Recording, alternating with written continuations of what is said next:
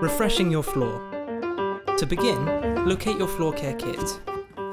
Inside, Karndean Clean, Remove and Refresh, felt pads, and a blue applicator with pads, soft and coarse. To refresh your floor, you'll need Karndean Remove. Add to a bucket of clean water. Use a mop and apply straight to the floor. Wait 5 minutes. Don't let the Karndean Remove dry. Attach your blue applicator to a standard broom handle and add the coarse white pad. Scrub the floor and use a mop to remove the residue.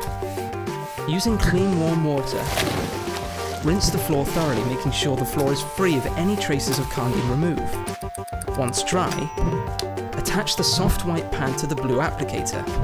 Then using Karndean Refresh, spread a thin layer onto the floor in one direction. Wait 30 minutes.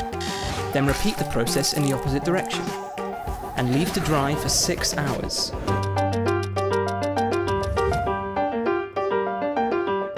Cleaning made simple by Karndean.